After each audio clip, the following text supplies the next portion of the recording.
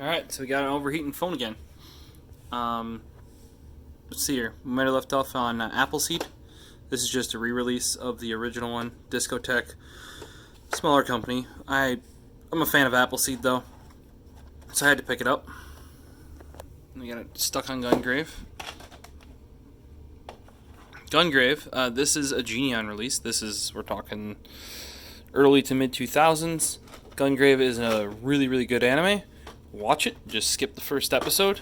And if you're wondering what this is doing over by all these newer releases, that's because I did pick it up picked it up at 2019 ASEN. Used. You can see a bit of wear on the box and the special flap that's over there. But otherwise, the discs were basically brand new. There are postcards that come in there with like artwork on. They're not even out of their wrapper. So, yeah, basically like I paid a good chunk of change for it. But it's one this is one of my top anime classics. Like I said, just skip first episode. Just take my word on that. They just pull something that to me doesn't do a very good job. Perfect Blue. This is the remastered re-release. I saw this in theaters. Satoshi Kon.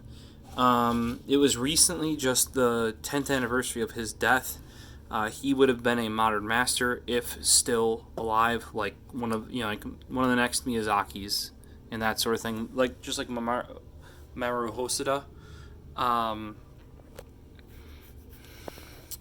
One of the he would have, I think it was like mid 30s when he died, or mid to late 30s.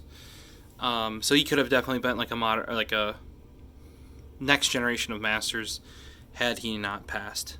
Watch Satoshi Kon. All of his stuff is really good. Here we have Pop Culture Bento Box and Metropolis / Memories. These were both just $10 or less at Walmart. I think one of these includes Memories as well. Yeah, this includes a bunch of different stuff. Astro Boy. And this was in the same area as this, Metropolis / Memories. Very good classic right here. If you can find this at Walmart for like the $15 or less, I think I paid like 8 or 10 for it. Grab it. Well worth it. These are not the Blu-rays. You'll see coming up somewhere here. Here's Metropolis. I should really scooch this down here. There you go. I do have the Metropolis. This is the remastered Blu-ray Steelbook. As you can see, white writing pulls off. You can see all the artwork then. Metropolis, definitely a classic. Give her a watch. Highly recommended. Here's two that I didn't previously know out of Made in Japan. Hataraki Man and Human Crossing. Human Crossing, both these are standard definition on Blu-ray. To my knowledge, these never made it to the US previously. And Made in Japan, generally cheaper. They don't make any limited editions as far as I've seen. But being that I hadn't seen them before, and they're quite a few years old, so I could have probably seeked them out in another means, but it wasn't something that, I just picked it up. I've watched Hataraki Man, was pretty good. Human Crossing, not yet. And some of these, this is how I find anime that I've never seen before, is it's just, you'll see something pop up, be like, oh. I mean, I don't follow everything as closely as I once did, but even back in the day, you'd sometimes just miss stuff from a season, or in Japan, sometimes it goes straight to video release, or it was only a movie and then they later made a series out of the movie, stuff like that. This is complete Pat Labor collection, movies, OVAs, TV series, also from Made in Japan. I don't believe that this specific set is still available. Mine's a little cockeyed up there on the flap, but they do sell these all separately at the moment. Pat Labor, all in Blu-ray form, and they fixed a bunch of stuff Stuff is doubled up though when it comes to main Japan's actually pretty good about the actual production quality of the DVDs / Blu-rays.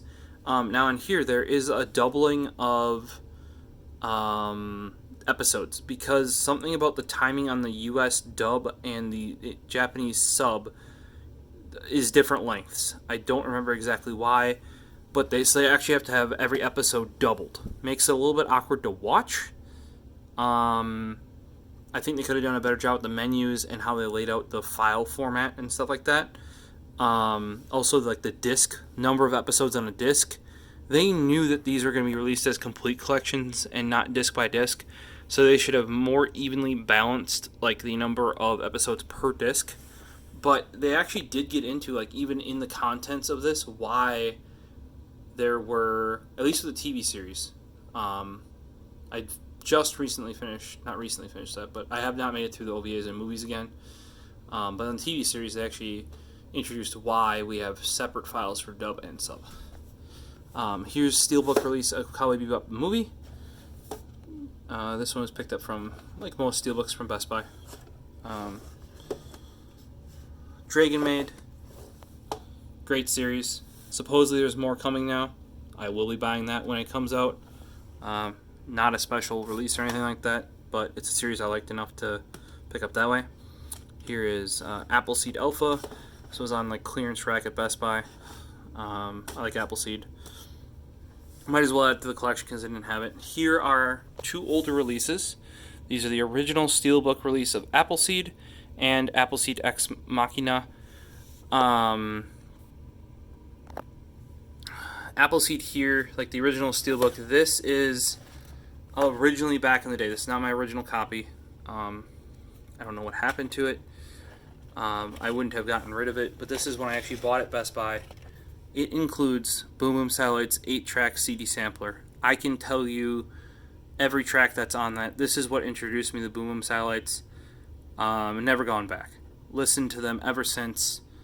So I mostly rebought this for nostalgia and to get that CD again, because I couldn't find a good copy of just the CD. But both of these I got sealed, brand new, on eBay. Steelbooks. Yeah, quite happy. I believe that's like a art book, or it might be a little mini manga booklet that came with it. But yeah, I had to pick both those up. Once I found out that I didn't have them anymore, especially that CD. Nay Under 7. This is Yoshitoshi Abe. Love all of his stuff. Nay Under 7 was done while they were making Lane.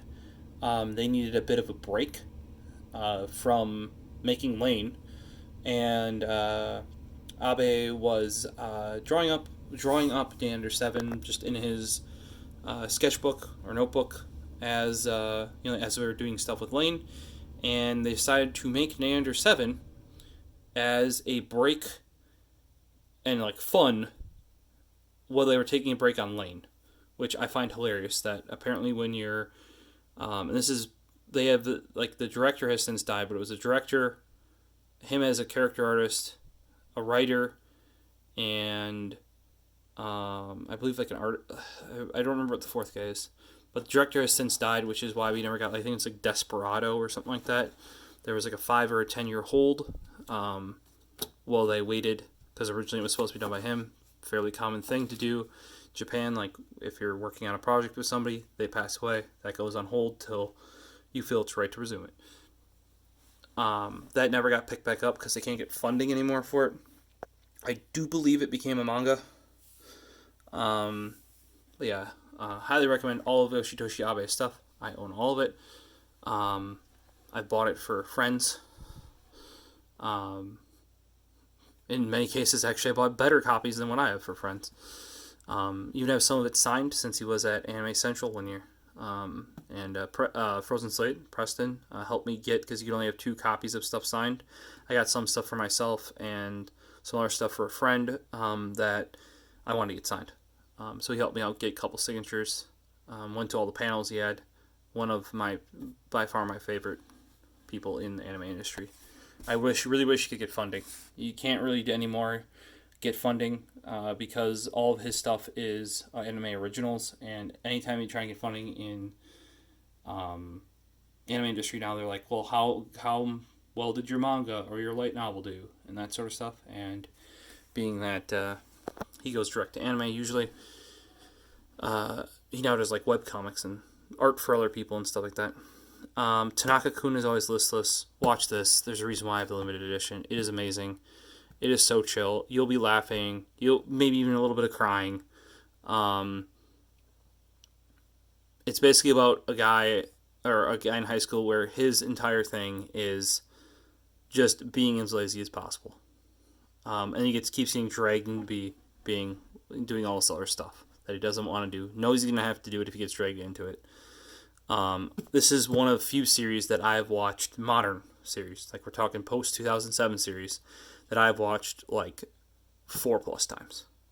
Flying Witch actually came out same season or season back to back, in the same thing, slice of life, everyday life sort of style, very very chill. I kind of wish there was a second season of Flying Witch. Tanaka-kun is perfect, basically. Highly recommend Flying Witch. This reason why I have a limited edition. This is back when Sentai was doing them. At least for the series that I watch, and I do tend to watch more niche series, at least for the US. Sentai hasn't been doing limited editions, which kind of sucks for me in my collection. In This Corner of the World, just a movie. I think I picked it up just because I saw it on display. Anime collection, got this at Best Buy, just some Kuro Sakura, which is actually a decent anime, Ultraviolet, and Viper's Creed, just kind of like a cheapy anime collection. Kuro Sakura is why you buy this. Then we have 2 anime that I would consider modern classics. We have Kaiba, very, very unique animation style, a style that you're not going to see pretty much anywhere else by Discotech release, so pretty niche. And then we have Kyoso Giga. This is a modern anime, but it is done in a style that very much emulates older style anime. So if you're into the like late 90s, early 2000s anime, you'll enjoy this. It's very much hand-drawn-esque. I think it's still done digitally, because almost everything is now, but characters and like kind of what's happening is very older, like pre-2007 anime style, but then on top of that you have the more modern hand-drawn digital style that's still kind of like a throwback with some more modern splashes on it. The color theme in here, so good. The design, amazing. I don't know if some people only in the newer anime would appreciate this as much. You might give it a shot. I think it's really well, but especially if you're into late 90s, early 2000s, early to mid 2000s anime, I think this will be a newer anime that you'll really, really enjoy. And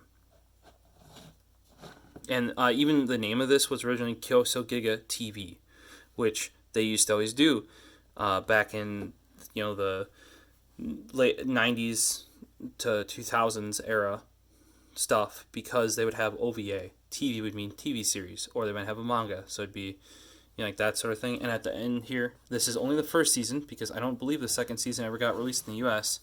This is The Eccentric Family. You have to watch this. As an anime fan, I don't know how you wouldn't enjoy this. It is a beautifully animated anime. But it's beautifully animated. This one, the first season, this is a premium edition. That means it's by NIS America. The older premiums would have been like double length. I have a ton of them. This is probably the only modern premium title I have for NIS America. They seem to go for less niche anime, more in some specific genres that I'm not always interested in. But this one I had to have. As far as I can tell, the second season still hasn't made it to the U.S. I think Aniplex, which is now Funimation, both are owned by Sony, might have the rights to it, so that might be why it hasn't made it here yet. But go watch it. There are ways to do that. It is make sure you get a good copy, since visually it is stunning. All right, well that is my my newer collection of anime. So yeah.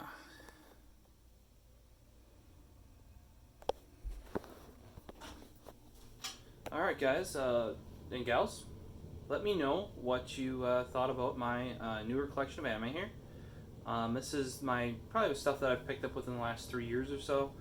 Kind of focusing on different stuff, or especially if they're doing like re-releases of stuff I already have that I really really liked, and reacquiring some stuff that I somehow lost, misplaced.